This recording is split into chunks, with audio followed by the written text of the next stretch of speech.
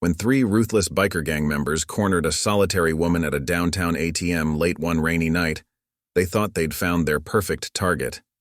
Instead, they encountered a decorated Navy SEAL combat medic who would not only change their perspective on life, but spark a nationwide movement of redemption.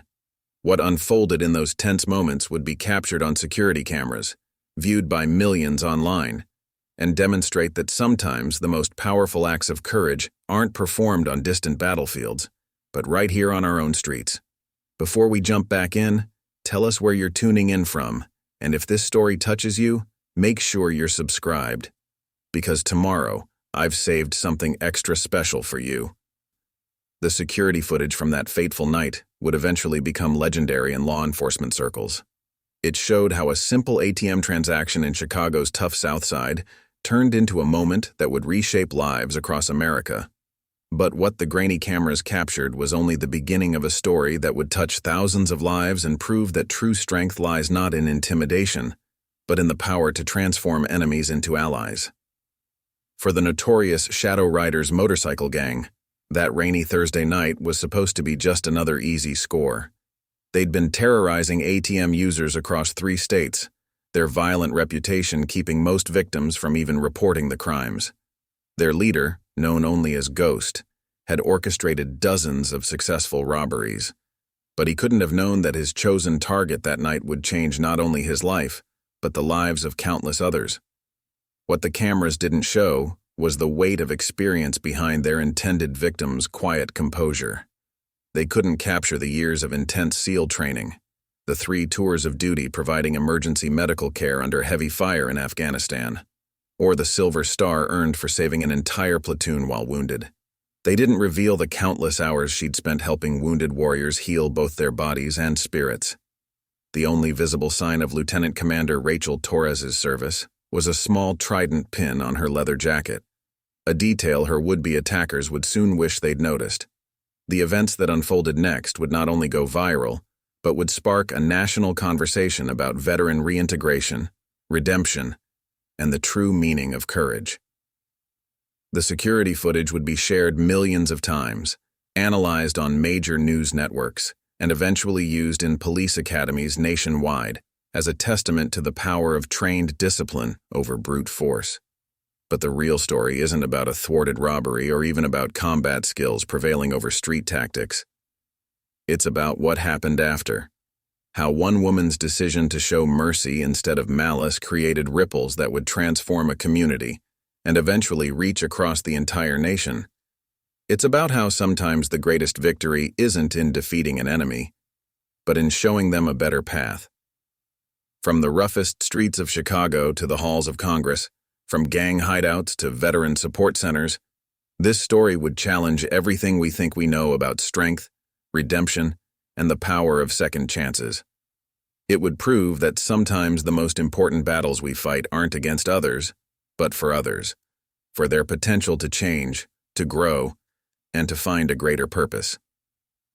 As this story unfolds, you'll witness how a single moment of courage sparked a movement that would help thousands of veterans find new purpose, guide countless lost souls toward redemption, and prove that it's never too late to transform a life of destruction into one of service.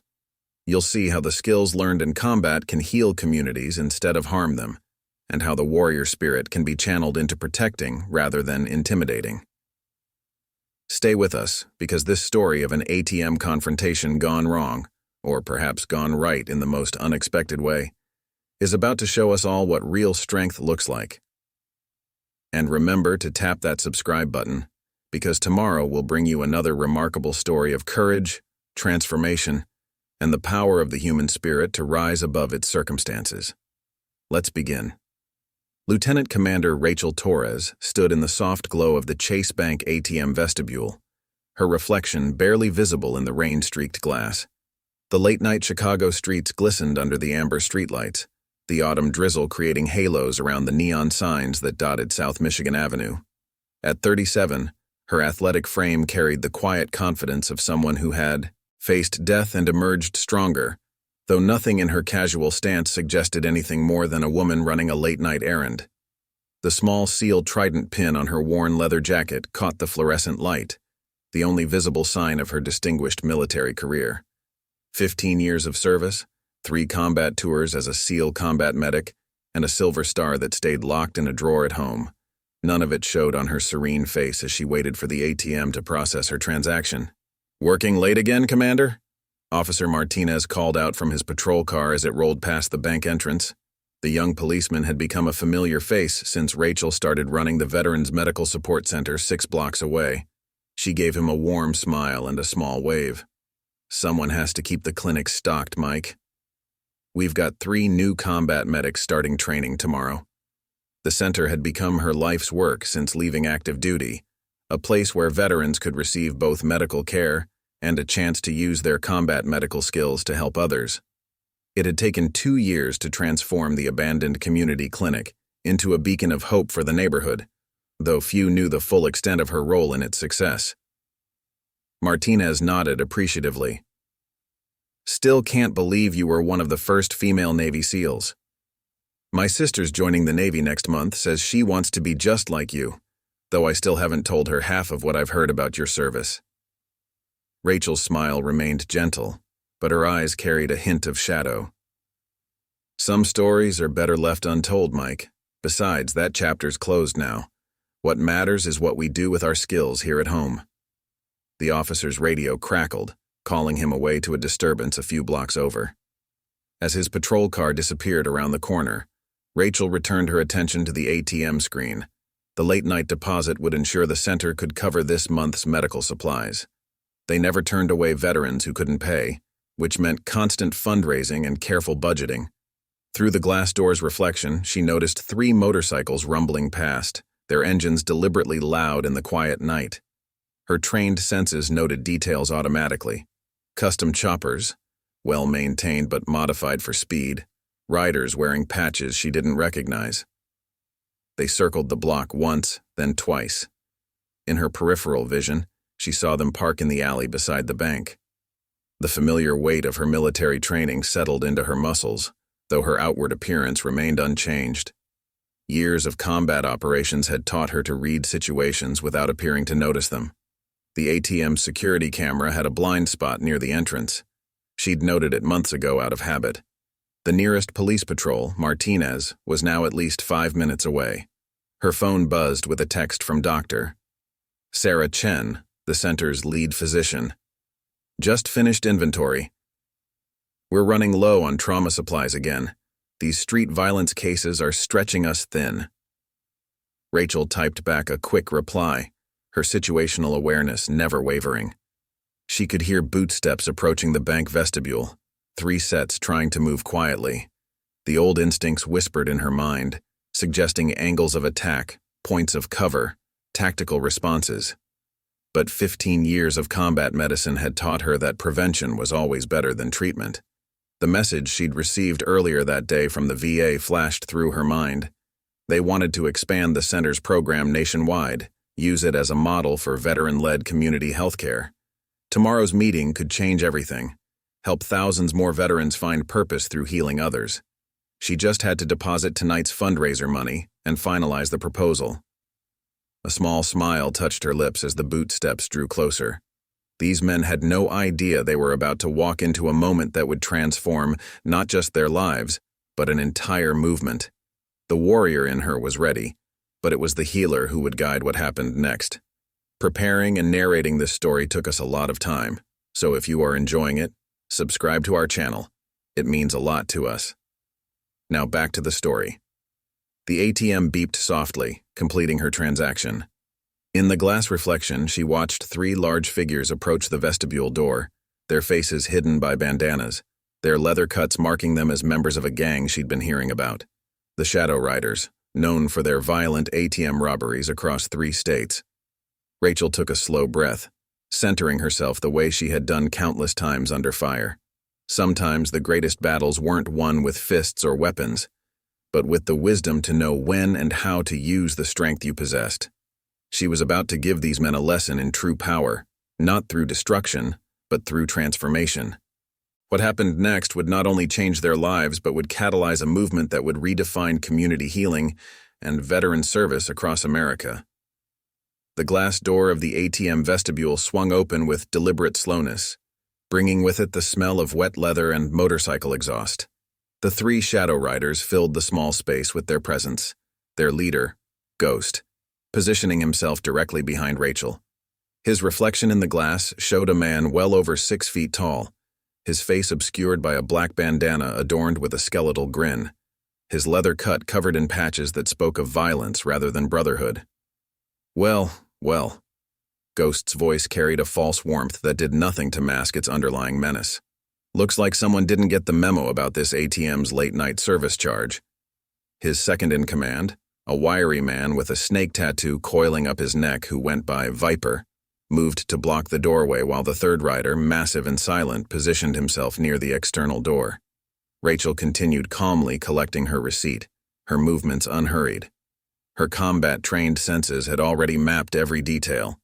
Ghost's slight favor of his right leg suggesting an old injury, Viper's hand position indicating a concealed weapon, the third man's breathing pattern revealing nervousness beneath his imposing size. You know, most folks see us walk in, they're already pulling out their wallets, Ghost continued, taking another step closer. Makes things easier for everyone. Less mess. The ATM's fluorescent light caught the brass knuckles now adorning his right hand. Through the glass, Rachel noticed 2 teenagers across the street slow their walk, phones raised.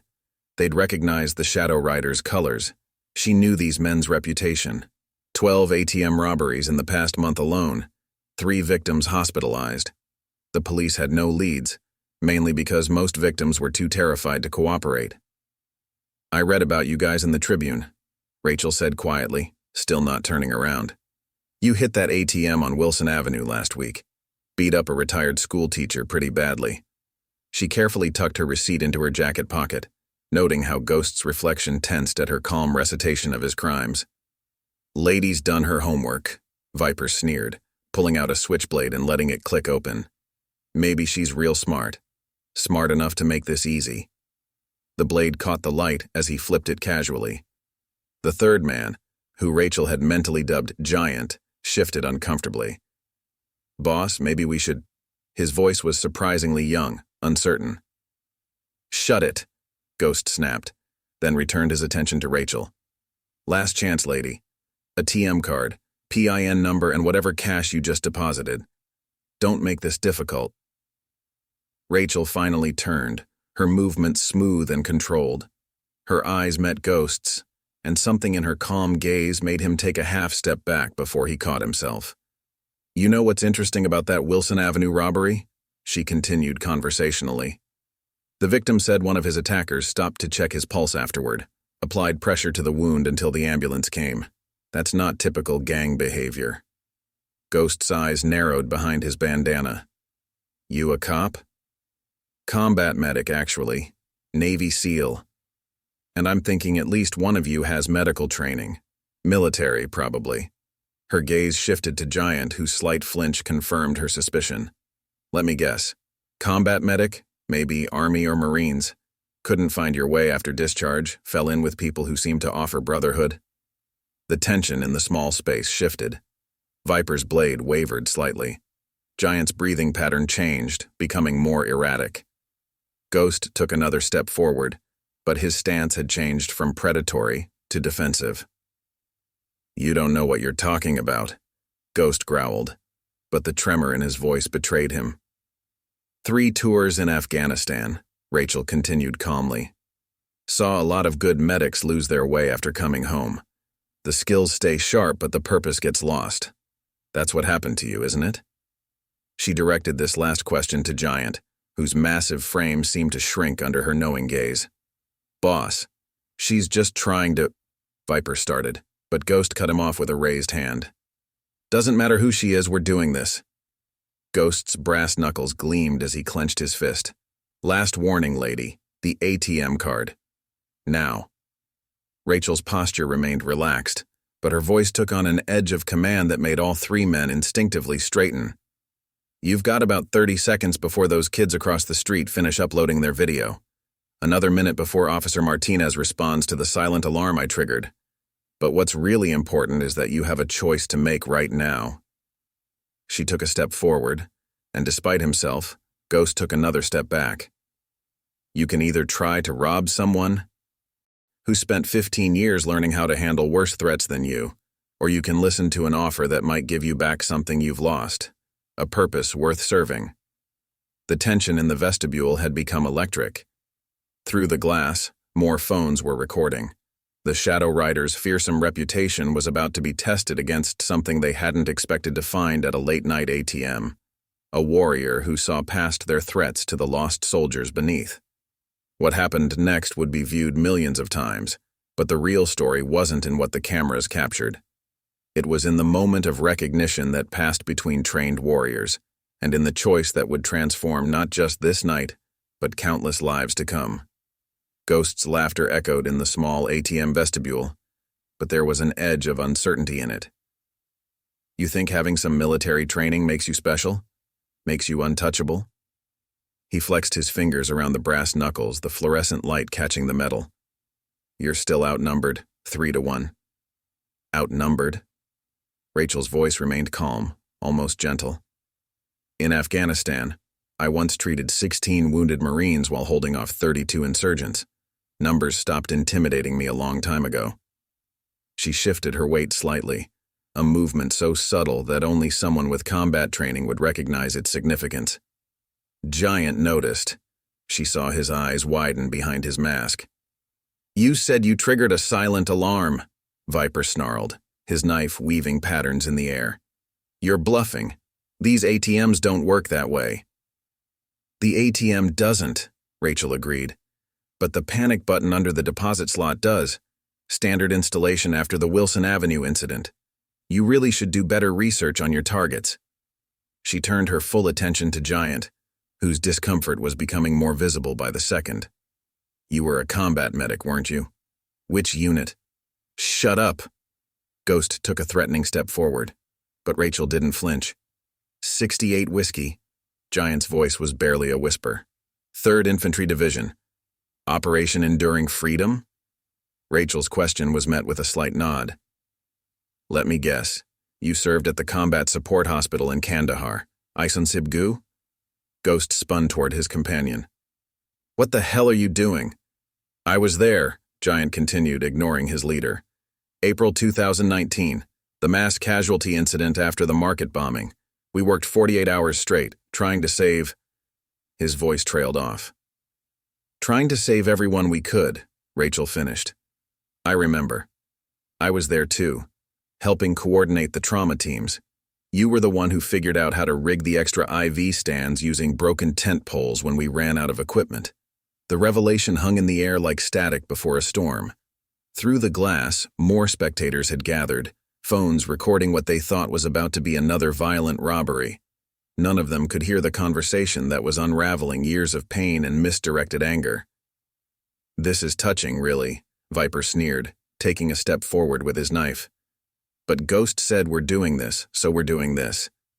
Rachel's eyes never left Giant's. You remember what they taught us in combat medicine? The first principle of triage? Do the most good for the most people, Giant replied automatically, years of training surfacing through layers of acquired thuggery. And what good are you doing now? Rachel's question cut through the tension like a scalpel. Those skills you have, they're meant to heal, not harm. You know that. Deep down, you've always known that. Ghost's patience snapped. He lunged forward, brass knuckles raised. Enough talking. What happened next would be analyzed frame by frame on social media for weeks to come. Rachel's movement was so fluid it seemed almost casual. She stepped inside Ghost's swing, redirecting his momentum with a simple turn of her shoulder. The gang leader found himself face first against the ATM screen, his arm locked behind him in a hold that sent waves of pain shooting through his shoulder. I could dislocate your shoulder right now. Rachel's voice remained conversational. The technique was developed by the Israeli Defense Forces. But that would just mean one more person needing medical attention, wouldn't it? Viper charged with his knife. But before he could take 2 steps, Giant's massive arm clotheslined him, sending the blade skittering across the floor. The big man's mask had fallen off, revealing a young face marked by a long scar and too many hard years. She's right, boss. Giant's voice shook. This isn't why I learned to save lives. This isn't why any of us signed up. Through the glass, red and blue lights began to strobe. Officer Martinez's patrol car pulled up, followed by two others. The gathered crowd had grown, their phones capturing every moment of what they didn't realize was more than just a thwarted robbery. It was the beginning of a transformation. You have about 30 seconds to make a choice, Rachel told Ghost, maintaining the hold but not increasing the pressure. You can leave here in handcuffs, or you can leave with an opportunity to become something better than this. My medical center needs skilled people, even those with troubled pasts, as long as they're ready to serve instead of take. She released the hold and stepped back, a calculated risk that made the gathering crowd gasp. Ghost straightened slowly, rubbing his shoulder. For a long moment he stared at Rachel, then at the approaching police officers, then at his own reflection in the ATM screen. Why? His voice was different now, stripped of its artificial menace. Why offer us anything? Because someone once gave me a chance to use my strength to protect instead of destroy, Rachel replied, and now I'm offering you the same choice. The police were seconds away. The moment of decision had arrived. What happened next would not only change the lives of everyone in that ATM vestibule, but would spark a movement that would spread across the city and beyond, proving that sometimes the greatest acts of courage aren't in defeating an enemy, but in showing them a better path. Ghost's laughter echoed in the small ATM vestibule, but there was an edge of uncertainty in it. You think having some military training makes you special? Makes you untouchable? He flexed his fingers around the brass knuckles, the fluorescent light catching the metal. You're still outnumbered, 3-1. Outnumbered? Rachel's voice remained calm, almost gentle. In Afghanistan, I once treated 16 wounded Marines while holding off 32 insurgents. Numbers stopped intimidating me a long time ago. She shifted her weight slightly, a movement so subtle that only someone with combat training would recognize its significance. Giant noticed. She saw his eyes widen behind his mask. You said you triggered a silent alarm, Viper snarled, his knife weaving patterns in the air. You're bluffing. These ATMs don't work that way. The ATM doesn't, Rachel agreed. But the panic button under the deposit slot does. Standard installation after the Wilson Avenue incident. You really should do better research on your targets. She turned her full attention to Giant, whose discomfort was becoming more visible by the second. You were a combat medic, weren't you? Which unit? Shut up. Ghost took a threatening step forward, but Rachel didn't flinch. 68 Whiskey. Giant's voice was barely a whisper. 3rd Infantry Division. Operation Enduring Freedom? Rachel's question was met with a slight nod. Let me guess. You served at the Combat Support Hospital in Kandahar. Ison Sibgu? Ghost spun toward his companion. What the hell are you doing? I was there, Giant continued, ignoring his leader. April 2019. The mass casualty incident after the market bombing. We worked 48 hours straight trying to save... His voice trailed off. Trying to save everyone we could, Rachel finished. I remember. I was there too, helping coordinate the trauma teams. You were the one who figured out how to rig the extra IV stands using broken tent poles when we ran out of equipment. The revelation hung in the air like static before a storm. Through the glass, more spectators had gathered, phones recording what they thought was about to be another violent robbery. None of them could hear the conversation that was unraveling years of pain and misdirected anger. This is touching, really, Viper sneered, taking a step forward with his knife. But Ghost said we're doing this, so we're doing this? Rachel's eyes never left Giant's. You remember what they taught us in combat medicine? The first principle of triage? Do the most good for the most people, Giant replied automatically, years of training surfacing through layers of acquired thuggery. And what good are you doing now? Rachel's question cut through the tension like a scalpel. Those skills you have, they're meant to heal, not harm. You know that. Deep down you've always known that. Ghost's patience snapped. He lunged forward, brass knuckles raised. Enough talking. What happened next would be analyzed frame by frame on social media for weeks to come.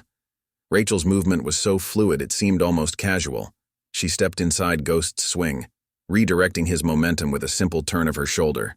The gang leader found himself face first against the ATM screen, his arm locked behind him in a hold that sent waves of pain shooting through his shoulder. "I could dislocate your shoulder right now." Rachel's voice remained conversational. The technique was developed by the Israeli Defense Forces. "But that would just mean one more person needing medical attention, wouldn't it?"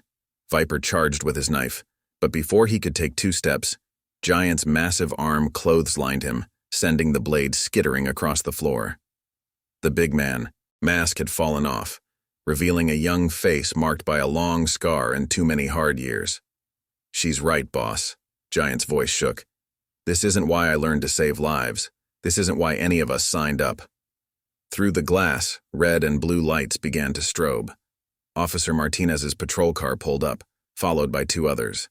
The gathered crowd had grown, their phones capturing every moment of what they didn't realize was more than just a thwarted robbery. It was the beginning of a transformation. "You have about 30 seconds to make a choice," Rachel told Ghost, maintaining the hold, but not increasing the pressure. "You can leave here in handcuffs, or you can leave with an opportunity to become something better than this. My medical center needs skilled people, even those with troubled pasts, as long as they're ready to serve instead of take." She released the hold and stepped back, a calculated risk that made the gathering crowd gasp. Ghost straightened slowly, rubbing his shoulder. For a long moment, he stared at Rachel, then at the approaching police officers, then at his own reflection in the ATM screen. "Why?" His voice was different now, stripped of its artificial menace. "Why offer us anything?" "Because someone once gave me a chance to use my strength to protect instead of destroy," Rachel replied. "And now I'm offering you the same choice." The police were seconds away. The moment of decision had arrived. What happened next would not only change the lives of everyone in that ATM vestibule, but would spark a movement that would spread across the city and beyond, proving that sometimes the greatest acts of courage aren't in defeating an enemy, but in showing them a better path. Officer Martinez stood in the ATM vestibule doorway, his stance professional, but uncertain, as he took in the scene before him. Ghost's brass knuckles lay on the floor next to Viper's knife. The 3 Shadow Riders, who had terrorized Chicago's South Side for months, stood with their heads bowed like chastened soldiers before a commanding officer. "You want to tell me what's going on here, Commander?" Martinez asked, his hand still resting cautiously on his holstered weapon. Behind him, 4 other officers maintained a perimeter around the growing crowd of onlookers. "Training exercise," Rachel replied calmly, her voice carrying the authority that had commanded special operations teams in combat zones. "These men are about to become the newest volunteers at the Veterans Medical Support Center. Isn't that right, gentlemen?" Ghost slowly removed his bandana, revealing a face weathered by more than just years. A long scar ran from his left temple to his jaw, the kind of mark left by an IED fragment. "You're serious about this, about giving us a chance?" "Dead serious," Rachel answered. "But understand something. This isn't a get-out-of-jail-free card. You'll work harder than you ever have. You'll face the consequences of your actions, and you'll have to earn every bit of trust you get." Martinez stepped forward. "Commander, these men are wanted in connection with multiple armed robberies. I can't just—" "I understand, Mike," Rachel interrupted smoothly, "and they'll cooperate fully with any investigation. But I'm also asking you to remember what we talked about last month, about alternative rehabilitation programs for veterans." The young officer's expression shifted as understanding dawned. The Veterans Medical Support Center had already helped several of his fellow officers' family members who'd struggled after returning from deployment. He'd seen firsthand how Rachel's program transformed lives. "Giant, what's your real name?" Rachel asked the largest of the 3 men. "Thomas," he replied quietly. "Thomas Wilson, former Army combat medic, Sergeant." "Sergeant Wilson will be surrendering himself for questioning," Rachel continued, "but he'll be doing so under the department's Veteran Rehabilitation Initiative. Same for his companions, assuming they qualify as veterans." Viper spoke up, his voice rough with emotion. "Marcus Ramirez, Marine Corps 2002 to 2008, Force Recon. Ghost was the last to speak. James Connor, Navy Corpsman, 2003 to 2011, 3 tours. The crowd outside pressed against the glass, phones recording every moment. They couldn't hear the quiet exchanges, the careful negotiation between justice and redemption taking place in that small space. They couldn't see the weight of service and sacrifice that hung in the air between these warriors who had lost their way and the one who was offering them a path back. "Here's what happens next," Rachel announced, her tone making it clear this wasn't a suggestion. "You'll surrender your weapons. All of them. You'll give full statements to the police about your activities. You'll make restitution to those you've harmed. And starting tomorrow morning at 0600, you'll report to the medical center for orientation." "Tomorrow?" Viper, Marcus, looked startled. "But what about—" "Justice system takes time," Rachel cut him off. "But rehabilitation starts immediately. You'll work under strict supervision. One step out of line, one missed check-in, and you'll face full prosecution." "Clear?" "Crystal," Ghost, James, answered, unconsciously falling back into military response patterns. Officer Martinez holstered his weapon completely and pulled out his radio. "Dispatch, this is Martinez. Send Detective Rogers from Veteran Affairs. We've got a special situation at the Chase Bank on Michigan Avenue." The next hour unfolded with the precision of a military operation. Rachel coordinated with the police while the 3 former raiders surrendered their weapons and provided initial statements. The crowd outside gradually dispersed, though not before the videos of what they'd witnessed had begun spreading across social media. "You know this is going to cause a stir," Martinez said quietly to Rachel as his fellow officers secured the scene. "Taking in the Shadow Riders? People are going to say you're crazy." Rachel watched as Thomas, Marcus, and James sat in the back of a patrol car, not in handcuffs but in the custody of officers who understood the difference between punishment and rehabilitation. "Maybe," she answered. "But every warrior deserves a chance to find their way home." Her phone buzzed, a text from Dr. Chen at the medical center. "Saw the videos already going viral. You sure about this?" Rachel typed back a quick response. "They're lost warriors, Sarah, just like we were. Time to show them the way back." As the patrol cars pulled away and the last of the onlookers dispersed, Rachel finally completed her ATM transaction, the one that had started this whole chain of events. The receipt showed a deposit that would cover the medical center's supplies for another month. But tonight's real deposit was something far more valuable. 3 lost souls making their first investment in redemption. What had begun as an attempted robbery had transformed into something else entirely. The first step in a journey that would not only change these men's lives, but would soon inspire a movement of warrior healers across the city. The real work, the hard work of transformation, was just beginning. By sunrise, the ATM confrontation video had exploded across social media. Dozens of different angles from spectators' phones had been edited together, creating a compelling narrative that captured the nation's attention. "SEAL Combat Medic transforms gang members into healers," read one viral headline. "Warrior to Guardian. Watch how this veteran changes lives," declared another. The Veterans Medical Support Center's phones hadn't stopped ringing since dawn. Dr. Sarah Chen fought her way through a crowd of reporters gathered outside the converted warehouse building, coffee balanced precariously in one hand, patient files in the other. "Is it true the Shadow Riders are working here now?" a reporter called out.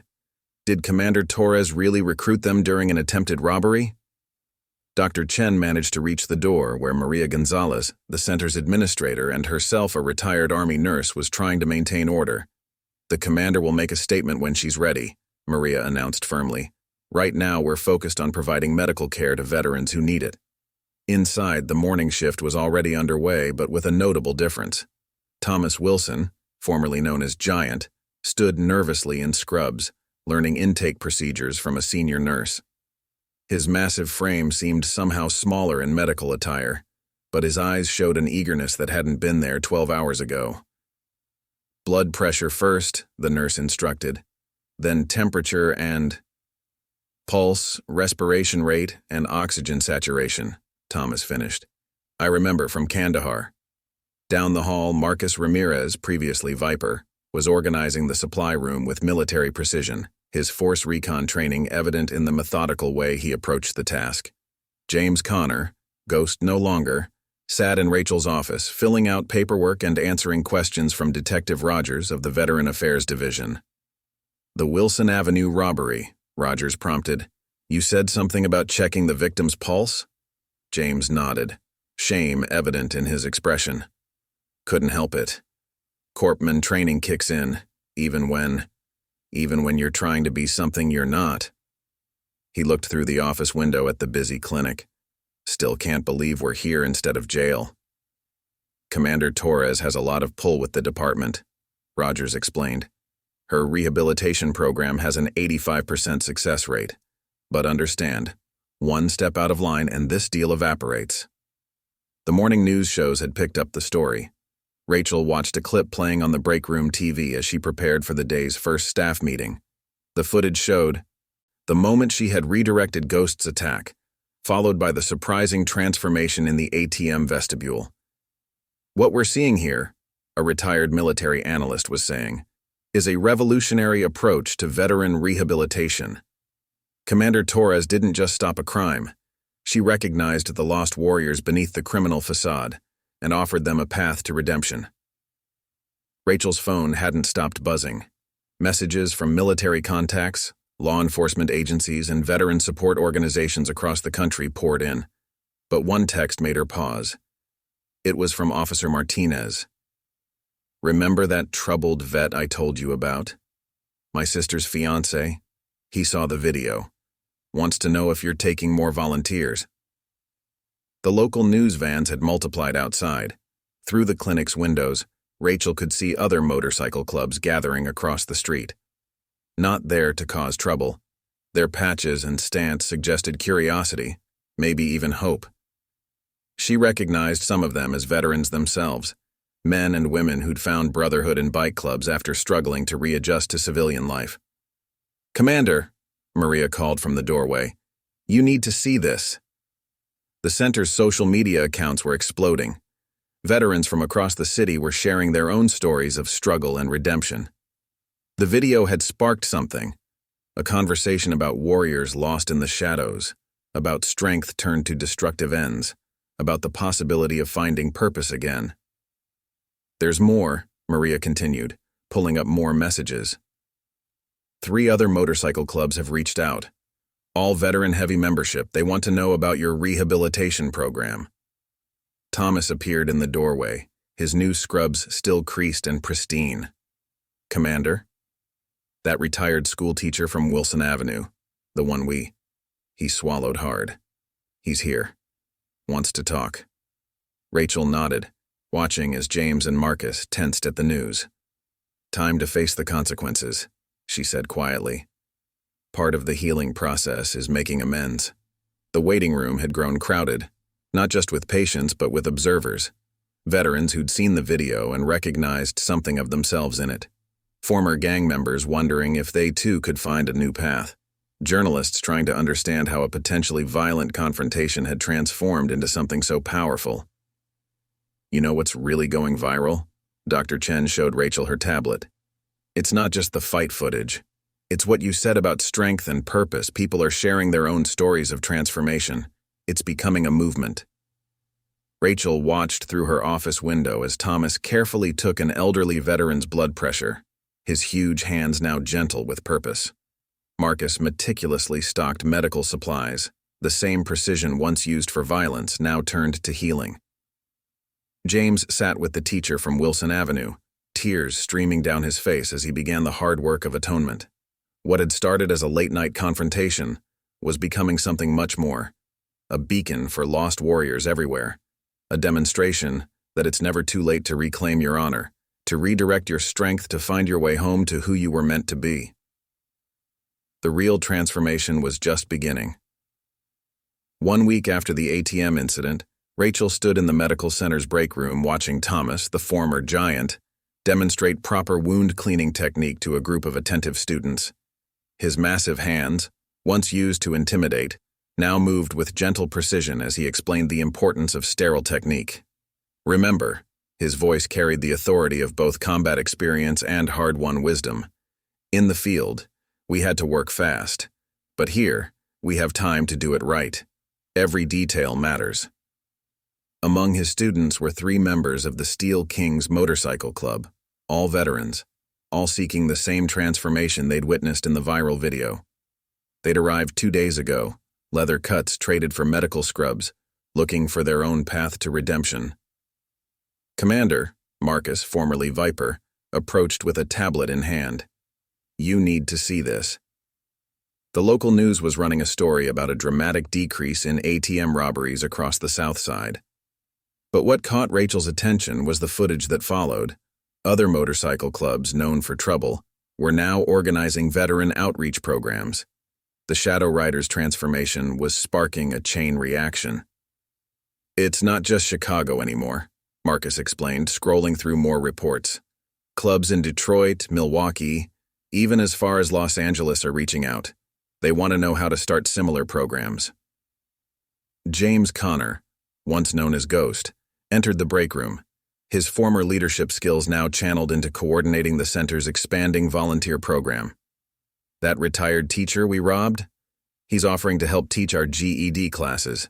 Says everyone deserves a second chance at finding their purpose." Rachel watched through the window as Dr. Chen worked with another group of former gang members, now eager students learning basic medical care. The waiting room was filled with a mix of veterans seeking treatment and others seeking transformation, the line between patient and healer becoming increasingly blurred. "You should see this too," James handed her a letter. "Remember that kid we scared at the Wilson Avenue ATM?" His mother wrote to us. "He's joining the Navy, says he wants to become a corpsman after seeing how we changed." The irony wasn't lost on anyone. The same video that could have ended their lives had instead sparked them back into life, reigniting the sense of purpose they'd lost after leaving the service. Their transformation was becoming a beacon for others, lost in the shadows between warrior and civilian. "We've got another situation," Officer Martinez called from the doorway. But his tone wasn't urgent. There was almost a smile in his voice. "Remember those 3 bikes parked outside? They've multiplied. Better come see." Rachel followed him to the front entrance. The sight made her pause. Dozens of motorcycles lined both sides of the street. Their riders, many wearing patches from various clubs, stood in respectful attention. Some wore veteran service caps beneath their leather cuts. "They're calling it the Warrior's Return," Martinez explained. "These guys saw what happened with the Shadow Riders. They're not here to make trouble. They're here to find their way back." A large man with a Marine Corps patch stepped forward from the group. "Commander Torres?" "Name's Big Mike, president of the Road Warriors MC. Most of us are vets, but we lost our way somewhere between there and here. That video. It showed us something we'd forgotten." Rachel studied the assembled riders. In their stance, their bearing, she recognized the military training beneath the tough exterior. Just like Thomas, Marcus, and James, these were warriors who'd lost their mission, their purpose. "You understand this isn't easy," Rachel addressed the crowd. "This isn't just about trading leather for scrubs. It's about facing what you've done, making amends, rebuilding trust." "Like them?" Big Mike gestured toward the medical center where Thomas could be seen through the window still teaching his class. "We watched them all week, saw how they changed. Figure if the Shadow Riders can transform into healers, anyone can find their way back." Inside, Dr. Chen was organizing more intake forms. "We're going to need a bigger facility," she observed, but she was smiling. "And more teachers." "Already handled," James spoke up. 3 more combat medics from my old unit saw the video. They're flying in next week to help train. And that warehouse next door? The owner's a Vietnam vet, says we can use it if we help renovate." Rachel watched as Marcus led a group of newly arrived bikers through orientation. The former Force Recon Marine who'd once terrorized ATM users was now teaching others about service and redemption. His voice carried the conviction of someone who'd walked the path he was now showing to others. "You know what's really changing?" Thomas asked, joining Rachel at the window. "It's not just us. Every person we help, they go out and help others. It's like ripples in water. The metaphor was apt. What had started as a confrontation at an ATM was spreading, touching lives far beyond the medical center's walls. Warriors who'd lost their way were finding it again, not through violence but through healing. The transformation wasn't just individual anymore. It was becoming a movement. "Commander," Maria called out. "The VA's on the phone. They want to talk about expanding the program nationally. And there's a documentary crew outside. They want to tell the story of the Shadow Rider's redemption." Rachel looked at her watch. Almost time for the evening shift change. Soon, former rivals would work side by side, their old conflicts forgotten in the shared mission of service. The real story wasn't in the viral video anymore.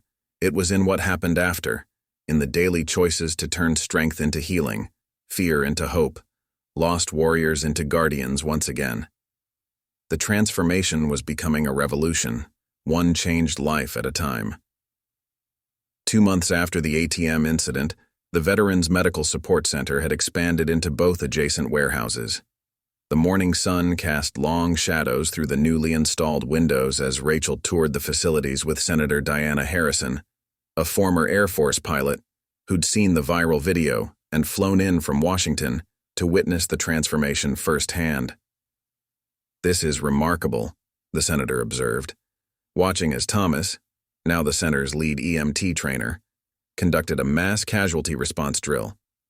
Former gang members worked seamlessly alongside veteran volunteers, their movements precise and purposeful. "You've created something unprecedented here." "They created it," Rachel corrected, nodding toward where Marcus supervised the pharmacy inventory. The former Shadow Rider had recently completed his pharmacy technician certification, his military attention to detail finding new purpose in managing medical supplies. "We just showed them the way back to who they always were." The center's new trauma wing buzzed with activity. James Connor, once known as Ghost, now coordinated with 5 other motorcycle clubs that had followed the Shadow Rider's lead. Their leather cuts, still proudly worn, now bore new patches. Warrior healers, and veterans serving veterans. "Commander," Big Mike approached, his Road Warriors cut now adorned with a medical responder patch. "That outreach program you suggested? We've got 15 clubs across 3 states now running emergency medical support at veteran events. Even the police are starting to call us for backup in crisis situations."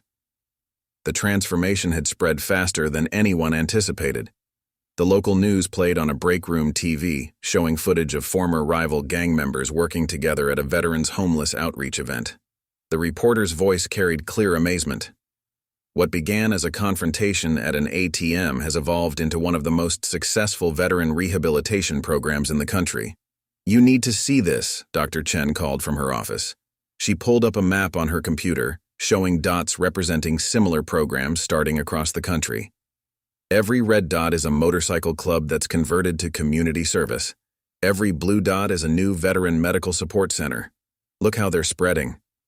Rachel studied the map, remembering the night everything changed. "Any word from the Detroit chapter?" "Better than word," Maria answered, entering with a tablet. "They just sent their first success video. Remember that crew that was hitting hospital pharmacies?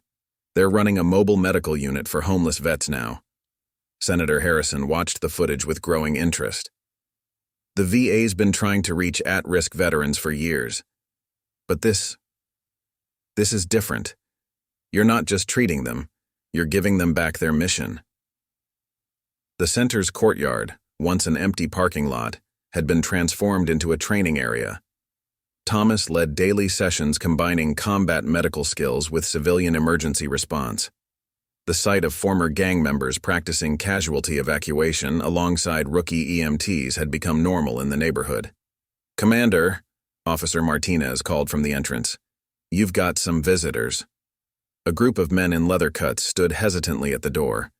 Their patches identified them as the Iron Wolves, one of the toughest crews in the Midwest. Their leader, a scarred veteran who went by Hammer, stepped forward. "We saw what happened with the Shadow Riders," he said quietly. "Saw how they changed, how they found their way back. We've got medics in our crew, combat veterans who lost their path, like we all did. Rachel exchanged glances with James, who nodded slightly. He'd been expecting this. Word had spread through the biker community about the Warriors Return program. "Show them the new wing," Rachel directed, and James led the Iron Wolves toward the training area. Through the windows, she could see Thomas pause his class, recognition and understanding crossing his face as he saw his former rivals now seeking the same transformation he'd found. "It's not just about medical training anymore," Dr. Chen explained to the senator.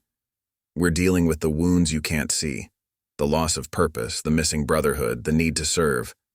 Every person who transforms becomes a beacon for others."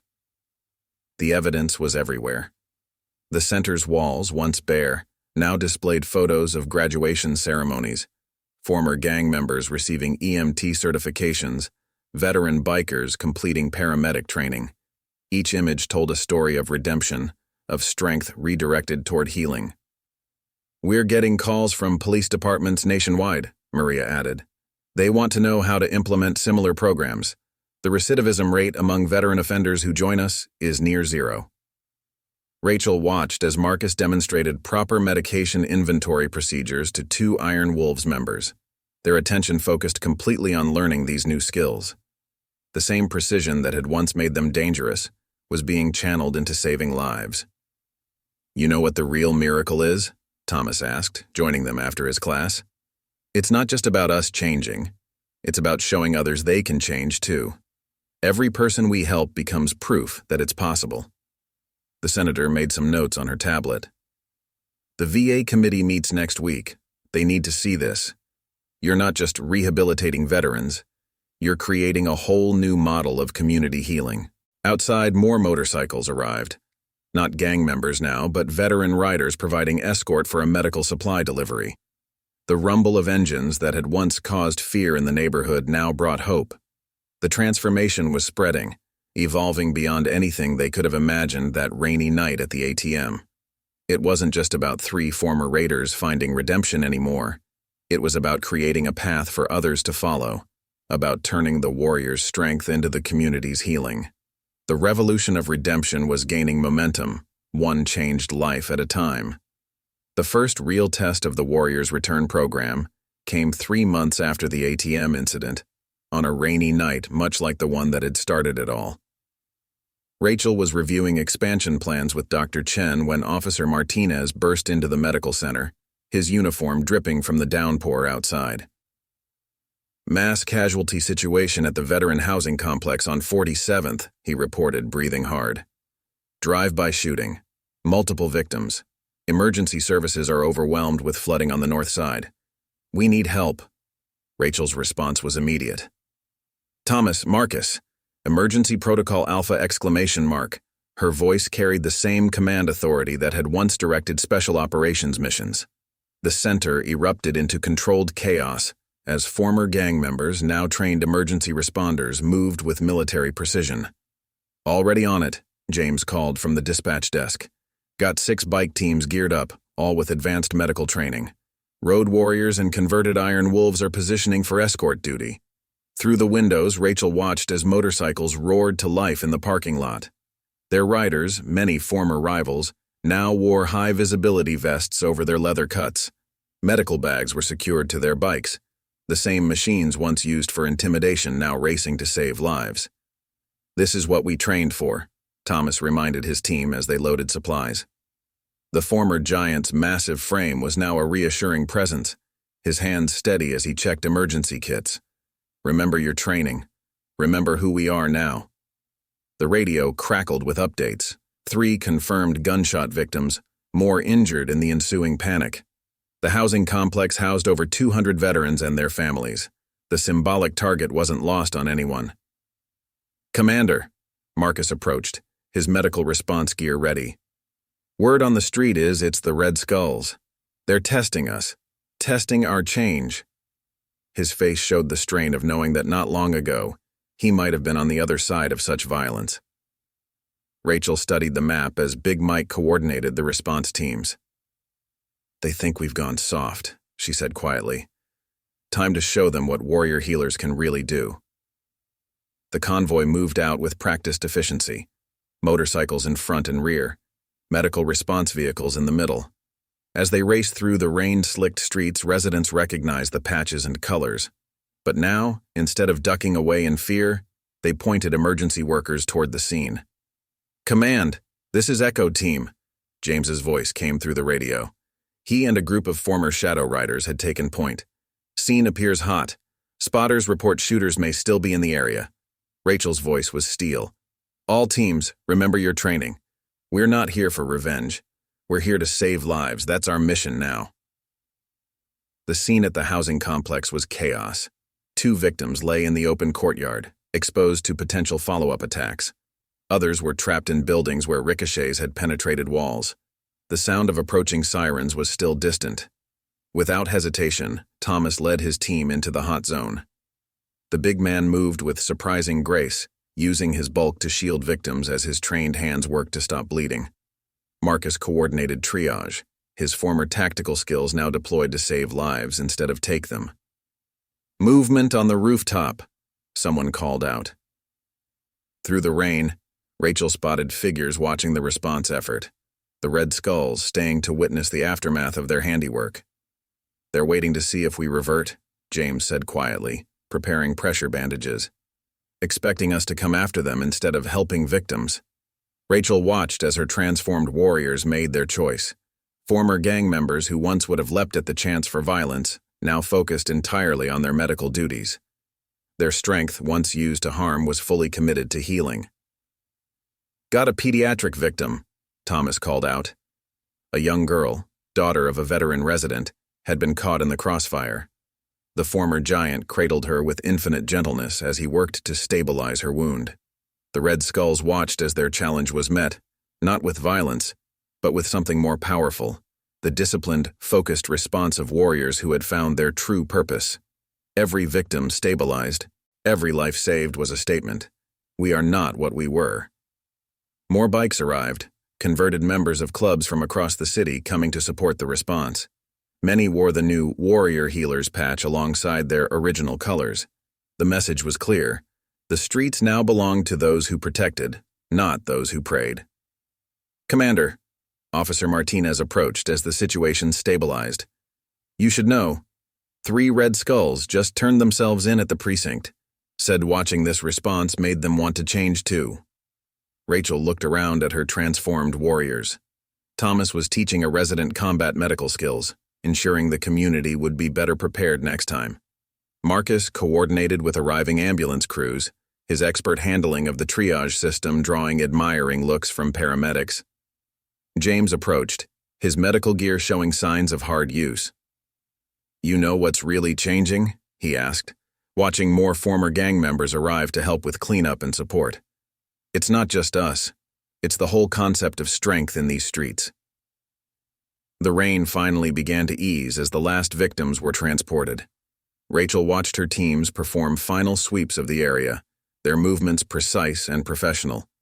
The Red Skulls test had been met not with violence, but with something far more powerful: the unshakable dedication of redeemed warriors. "All units seen secure," James reported over the radio. "All victims stabilized and evacuated. 0 casualties." The victory wasn't just in lives saved, but in the way they were saved. By men who had chosen healing over hatred, service over violence. The Red Skulls challenge had only served to prove the depth of their transformation. As the teams regrouped at the medical center, the story was already spreading through the streets. The warriors had been tested, and their response had not been with fists or firearms, but with bandages and healing hands. Their strength had been proven not in combat, but in compassion. The revolution of redemption had faced its first real test and emerged stronger than ever. 6 months after the ATM confrontation, the Veterans Medical Support Center had become something far bigger than anyone had imagined. Rachel stood at the podium in the newly constructed training facility, addressing representatives from 23 states. The audience was a sea of leather cuts and medical scrubs, former gang members turned healers, sharing their stories of transformation. "The numbers speak for themselves," Senator Harrison announced to the assembled crowd. 87 veteran motorcycle clubs transformed into medical response units. Over 3,000 former gang members now certified as EMTs or paramedics. Violent crime rates dropping in every city that adopts the Warriors Return program. Thomas, now the program's lead instructor, stepped up to share the training statistics. His massive frame, once used to intimidate, commanded attention for a different reason now. Last month alone, our teams provided emergency medical response to over 500 incidents across the country. From natural disasters to community crises, we're proving that warriors can find their way back to service. The main screen showed live feeds from similar centers across the nation. In Detroit, former Iron Wolves members ran a mobile medical unit for homeless veterans. In Los Angeles, converted gang members provided emergency response training to at-risk youth. Each location represented another ripple of transformation spreading from that rainy night in Chicago. "Commander," Marcus called from the communication center, "you need to see this." He pulled up news footage from Miami, a hurricane response operation led entirely by reformed motorcycle clubs. The same skills that had once made them effective gang members now made them exceptional emergency responders. "They're calling it the Warrior Medic Movement," James explained, pointing to social media trending topics. The former Ghost now coordinated national outreach, helping other clubs transition from violence to healing. Every success story brings more warriors looking to find their way back. Rachel watched as a group of former Red Skulls, the same gang that had tested them months ago, demonstrated advanced trauma care to new recruits. Their transformation had been particularly powerful, proving that even those who had once targeted the program could be transformed by it. "The VA's final report just came in," Dr. Chen announced, tablet in hand. "Our model is being adopted as the national standard for veteran rehabilitation. They're calling it the most significant advancement in veteran reintegration in 50 years. The evidence of change was everywhere. The center's walls displayed hundreds of certification photos, former gang members receiving their medical credentials, standing proud in their new uniforms while still wearing their club colors. Each image told a story of redemption. "But here's what really matters," Big Mike addressed the crowd, his road warriors cut now bearing additional patches from a dozen emergency response certifications. "Last week we had 3 major clubs in Texas turn in their weapons and request admission to the program. They said seeing their old rivals become respected emergency responders made them realize what real strength looks like." Officer Martinez, recently promoted to lieutenant based on his work with the program, shared the latest law enforcement statistics. "In areas where Warriors Return operates, we're seeing a 90% drop in veteran-involved gang activity. These men and women aren't just leaving their old lives behind, they're actively working to help others do the same." The center's new dispatch center hummed with activity as calls came in from across the country. Each screen showed motorcycle response units deployed to various emergencies, former rivals working together, their old conflicts forgotten in the shared mission of service. "Remember that first night?" Thomas asked Rachel quietly, watching the operations unfold. "When you offered us a choice at the ATM, none of us could have imagined this," Rachel observed as James coordinated with a team in Seattle, helping them set up their own training program. Marcus supervised a group of new recruits learning pharmaceutical inventory, their military precision now used to track life-saving medications instead of planning crimes. "The thing is," Marcus added, joining them, "we're not just changing individuals anymore. We're changing how society sees strength itself. These colors, these bikes, they used to mean trouble. Now they mean help is coming." The afternoon session focused on expansion plans. Representatives from Canada and Mexico shared their own success stories, proving that the need for warrior redemption knew no borders. The movement was becoming international, each new chapter adding its own elements while maintaining the core principle, transforming warriors into healers. "You know what the real victory is?" James asked during a break. He pointed to a group of teenagers touring the facility, children of veterans who now saw their parents' motorcycle clubs as forces for good in their communities. "We're changing the next generation's understanding of what it means to be strong." As the day wound down, Rachel reviewed the latest expansion proposals. New centers were opening in 15 more cities, each sponsored by transformed motorcycle clubs eager to help others find their way back to purpose. The movement had developed its own momentum, growing beyond any single person or program. "Commander?"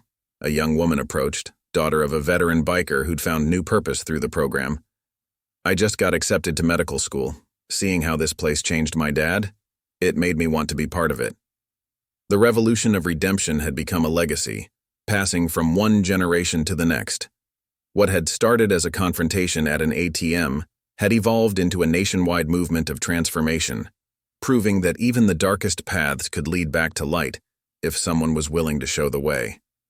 The warriors had not only found their way home, they were now building new homes for others to find their way back to.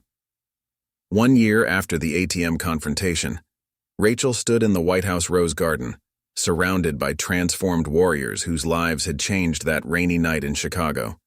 The president had just signed the Warriors Return Act, officially recognizing and funding veteran rehabilitation programs nationwide based on their model.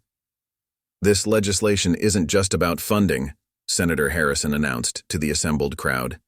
"It's about recognizing a fundamental truth, that our warriors never lose their strength. They just need help redirecting it.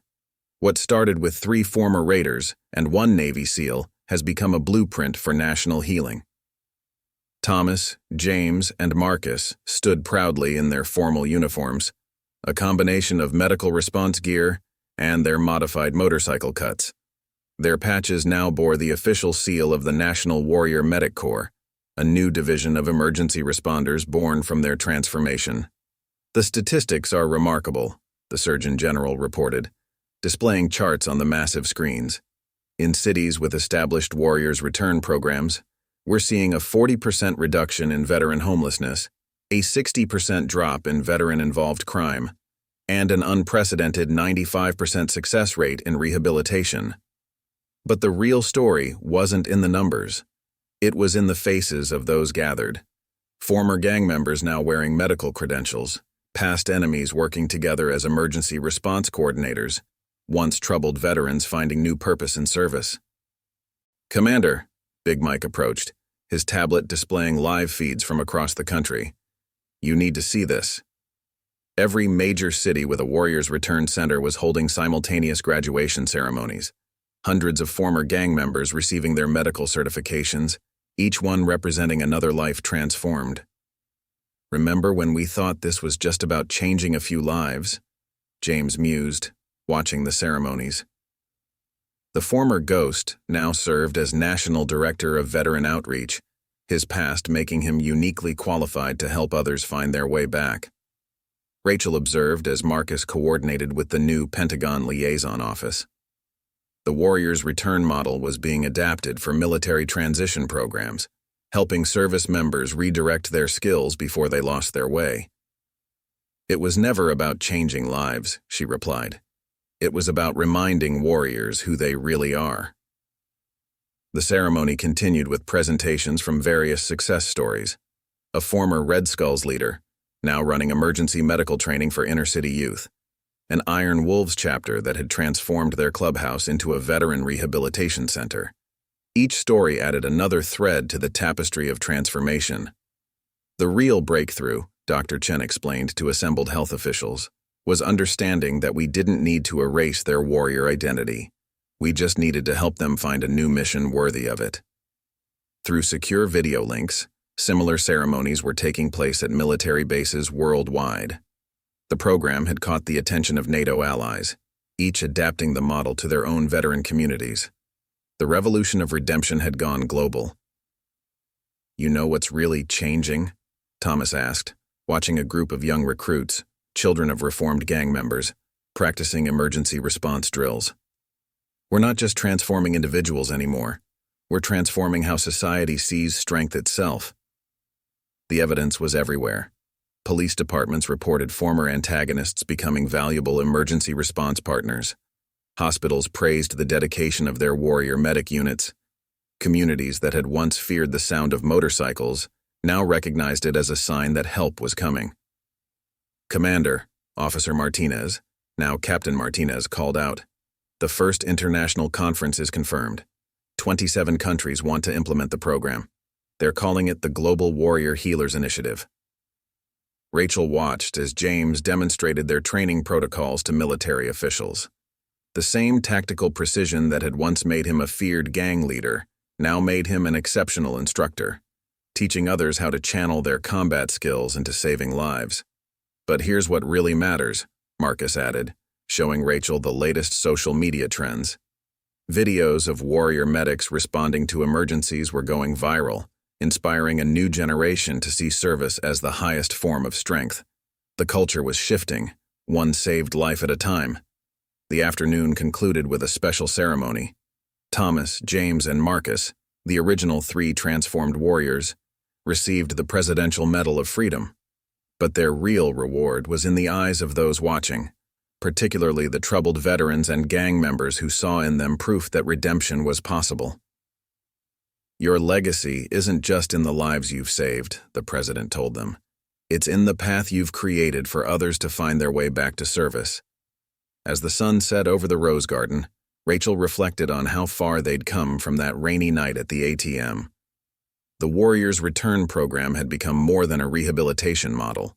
It was a movement that proved the warrior spirit never dies. It just needs a worthy mission. "You know what the best part is?" Thomas asked, watching new recruits receive their medical response patches. "Every person we help becomes living proof that change is possible. We're not just saving lives anymore. We're saving souls."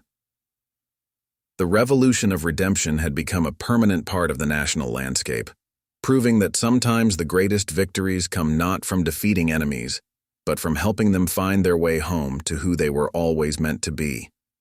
The warriors had not only returned, they had shown others the way back to honor, purpose, and service. 18 months after the ATM confrontation, Rachel found herself standing in front of the same Chase Bank vestibule where it all began. The glass still reflected the city lights, but everything else had changed.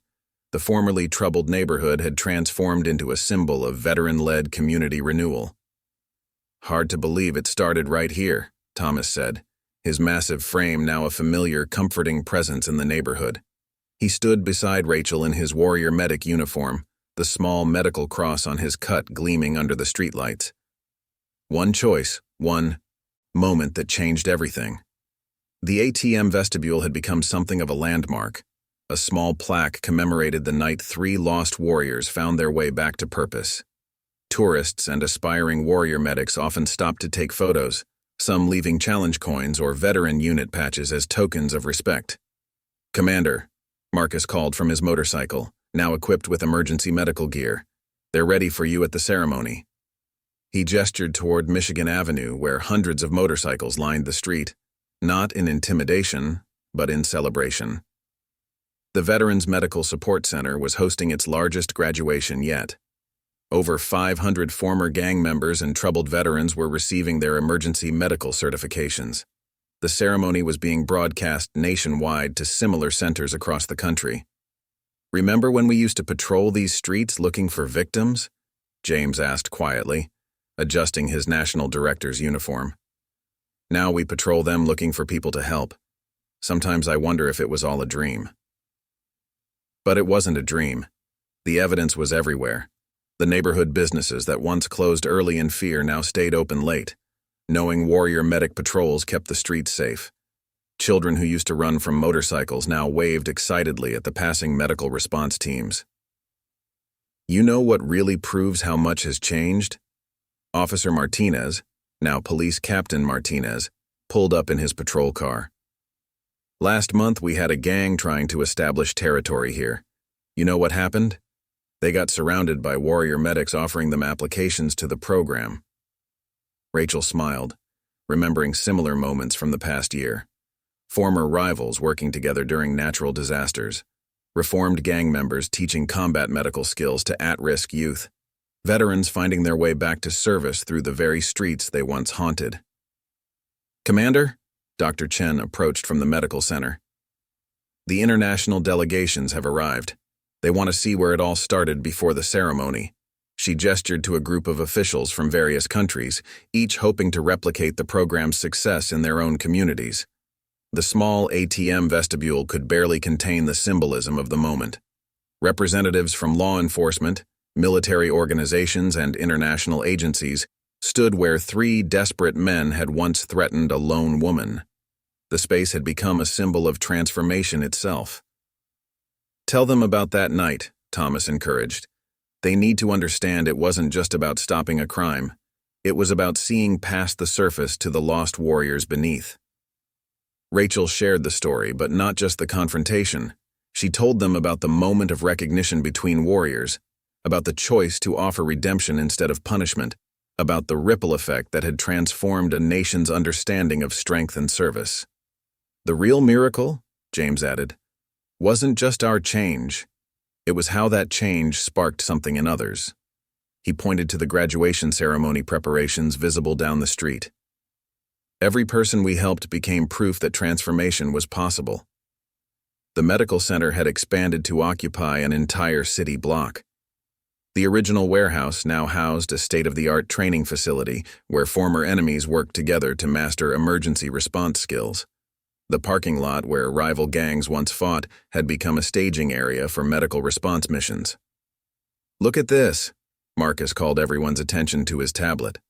Live feeds showed similar scenes playing out across the country. ATMs that had once been targets for robbery were now rally points for emergency response teams. Streets that had once echoed with gunfire now resonated with the sound of motorcycle medics racing to save lives. "But here's what really matters," Thomas said, gesturing to a group of young recruits arriving for the ceremony. "These kids? They're the children of gang members and veterans we helped transform. They're choosing to become warrior medics not because they lost their way, but because they saw their parents find a better path." The sun was setting over Chicago, painting the sky in colors that seemed to reflect the hope that had grown from that desperate night. Rachel watched as more motorcycles arrived, each rider wearing the patches that now symbolized protection instead of fear. "Time for the ceremony," James announced, but Rachel lingered for a moment at the ATM vestibule. Through the glass, she could almost see the reflections of who they had been, lost warriors searching for purpose in all the wrong places. But those reflections had been transformed, just like the movement they had sparked. "You know what's really changed?" she asked her original three warriors. "It's not just us, or even this program. It's the whole idea of what strength means. We proved that the warrior spirit doesn't have to fade or turn dark after service. It just needs a new mission worthy of its power." The revolution of redemption had come full circle, returning to its birthplace not to remember what was lost, but to celebrate what had been found. The ATM vestibule stood as a testament to the truth that every warrior, no matter how far they've strayed, carries within them the potential for transformation. It was time for the ceremony, time to welcome hundreds more onto the path of the warrior healer. But first, Rachel and her three original warriors paused for one more moment where it all began, grateful for the choice that had transformed not just their lives, but an entire nation's understanding of strength, service, and redemption. The graduation ceremony at the expanded Veterans Medical Support Center marked more than just another class of warrior medics. It represented the culmination of a journey that had begun with a single choice in an ATM vestibule 18 months ago. The converted warehouse, now a beacon of transformation, buzzed with the energy of thousands of gathered supporters. "When I stood up to three lost warriors that rainy night," Rachel began her keynote address, "I wasn't just facing down threats. I was facing a choice, to either defeat enemies or help them find their way home. Today, we celebrate not just 500 new warrior medics, but the power of that choice rippling through time." Thomas, James, and Marcus sat in their place of honor, their transformations now legendary in the movement they'd helped create. Each wore their formal warrior medic uniforms, their original motorcycle cuts modified with symbols of healing instead of harm. Behind them sat representatives from every major motorcycle club that had followed their path from darkness to light. "The numbers tell one story," Senator Harrison shared with the assembled crowd. "Over 10,000 former gang members transformed into emergency medical responders. Violent crime rates dropped by 60% in participating cities. Veteran suicide rates cut in half where Warriors Return programs operate. But the real story was in the faces, former enemies embracing as brothers, troubled veterans finding their way back to purpose, children looking up to their transformed parents with pride instead of fear. The warehouse walls, once blank, now displayed thousands of photos showing moments of service and salvation. "Commander," Big Mike approached the podium, his road warrior's cut now adorned with advanced medical certifications. "The national network is reporting in. Every major city with a Warriors Return Center is holding simultaneous graduation ceremonies. Over 3,000 new warrior medics taking their oaths today." Dr. Chen shared the latest research results. "What we're seeing isn't just rehabilitation. It's a fundamental reimagining of how society views strength. These warriors aren't leaving their power behind. They're redirecting it toward its highest purpose." Through the massive screens, live feeds showed similar ceremonies across the country. In each location, former gang members and troubled veterans stood proud in their new uniforms, ready to serve the communities they once threatened. The revolution of redemption had become a national movement of transformation. "But here's what really matters," James addressed the graduating class. "Each of you sitting here today isn't just changing your own life. You're becoming living proof that no warrior is ever lost beyond redemption. Your very presence will show others the way back." Rachel watched as Thomas led the new graduates in their oath, not just to serve and protect, but to guide others toward the light they'd found. The big man's voice carried the weight of experience, of knowing firsthand the journey from lost warrior to healing guardian. "Remember," Marcus added, his former tactical expertise now focused on training emergency response teams. "The skills that once made you dangerous can make you invaluable. The strength that was turned toward destruction can become the power to save lives." The ceremony continued with presentations from success stories across the nation. A former prison gang leader who now ran paramedic training programs. A troubled veteran who had transformed his bike club into a rapid response medical unit. Each story added another thread to the tapestry of transformation. Captain Martinez shared from the podium, "The future is what truly excites me. We're not just changing the present, we're changing how the next generation understands strength and service. These children will grow up seeing motorcycle clubs as guardians, not threats." Rachel's final address captured the essence of their journey. 18 months ago, in an ATM vestibule, 3 lost warriors faced a choice between continued darkness and a path back to light. Their decision that night sparked a movement that has transformed thousands of lives. But the real miracle isn't in the numbers, it's in the truth we've discovered together. She paused, looking out over the sea of transformed warriors. True strength isn't in the power to harm, but in the choice to heal. The warrior spirit never dies. It just needs a worthy mission. Each of you graduating today carries that truth forward, proving that no one is beyond redemption if someone is willing to light the way back. As the ceremony concluded, the roar of thousands of motorcycles filled the air, not in intimidation but in celebration. The sound that had once sparked fear now brought hope, announcing the presence of guardians rather than threats. "You know what the best part is?" Thomas asked, watching the new graduates receive their certificates. "This is just the beginning. Every person we help becomes a light for others to follow. The ripples of that night will keep spreading, keep transforming lives." The sun set over Chicago's skyline as the celebration continued into the evening. The medical center glowed like a beacon, its lights reflecting off the chrome of countless motorcycles. But the real illumination came from within, from thousands of warriors who had found their way back to purpose, service, and honor. The revolution of redemption had become a legacy, a testament to the truth that every warrior carries within them the potential for transformation. What had started as a confrontation had become a movement, proving that sometimes the greatest victories don't come from defeating enemies, but from helping them find their way home to who they were always meant to be.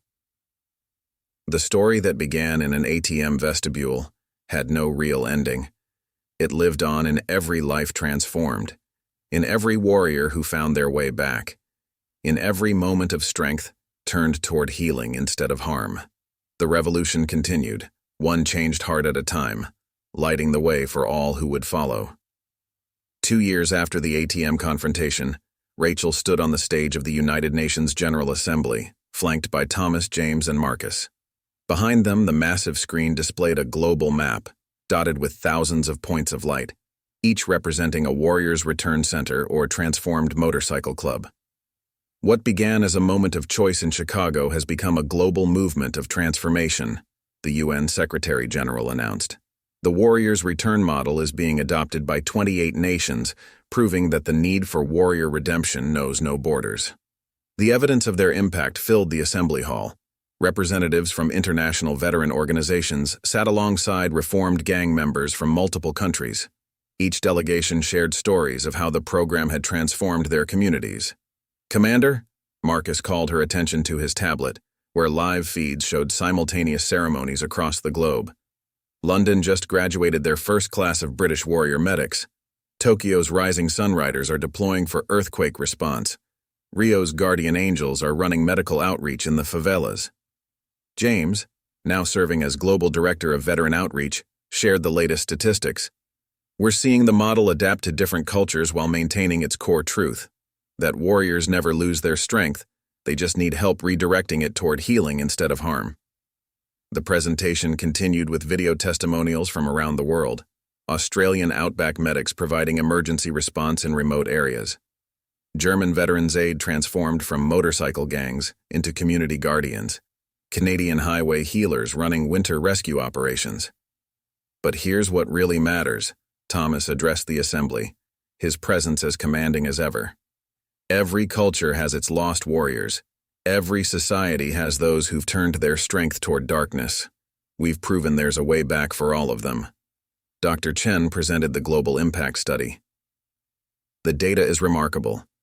In every country that adopts the Warriors Return program, we see dramatic reductions in veteran-involved crime, gang activity, and suicide rates. But the numbers don't capture the real transformation, the restoration of honor and purpose. Through secure video links, similar gatherings were taking place worldwide. Rachel watched as former enemies worked together across borders, their shared mission of healing transcending old conflicts. The revolution of redemption had become a global force for positive change. You know what's really extraordinary? Captain Martinez, now serving as an international law enforcement liaison, observed. We're seeing former criminal organizations in multiple countries voluntarily transforming into emergency response units. The very networks they used for harm are being repurposed for healing. The afternoon session focused on future expansion. Plans were unveiled for new programs in conflict zones, using transformed warriors to bridge divides and promote healing. The model that had begun with 3 raiders in an ATM vestibule was now being considered for post-conflict reconstruction efforts. "Remember when we thought this was just about Chicago?" James mused during a break. "Now we're watching it change the world's understanding of what strength really means." Rachel observed as Marcus coordinated with international emergency response teams. The former Shadow Rider now helped synchronize global medical missions, his tactical expertise serving a higher purpose. "It was never just about Chicago," she replied. "It was about proving that transformation is possible anywhere." The ceremony concluded with a powerful symbol.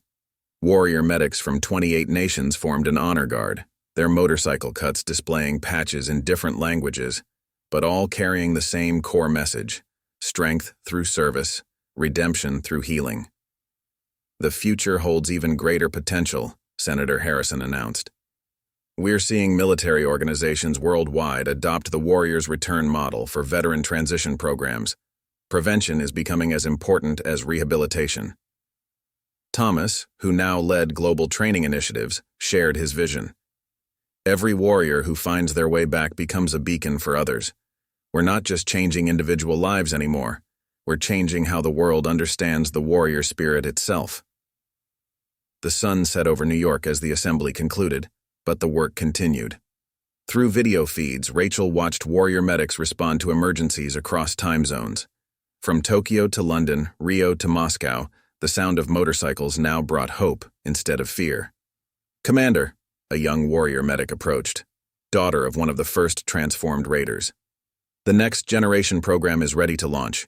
We're seeing children of reformed warriors choosing emergency medical service as their first path, not their redemption story. The revolution had come full circle. What had started as one woman offering 3 lost warriors a choice had evolved into a global movement of transformation. The ATM vestibule in Chicago had become a symbol, visited by warriors from around the world seeking inspiration for their own journey back to light. "You know what the real miracle is?" Rachel asked her original 3 warriors as they prepared to leave the UN. "It's not just that we proved transformation is possible, it's that we proved it's possible everywhere for everyone, no matter how far they've strayed." The night sky over Manhattan reflected the truth they'd discovered: that darkness can be transformed into light, that strength can be redirected toward healing, that the warrior spirit never dies but can be reborn in service to others. The revolution of redemption had become a global legacy, a testament to the power of offering warriors a worthy mission. The story that began in Chicago continued to unfold across the world, proving that sometimes the greatest victories come not from defeating darkness, but from transforming it into light. And somewhere in the city that never sleeps, a lost warrior watched this celebration of redemption and felt something stir, the first spark of hope, the first step toward home. The revolution continued, one changed heart at a time, lighting the way for all who would follow. Up next, you've got 2 more standout stories right on your screen. If this one hit the mark, you won't want to pass these up. Just click and check them out.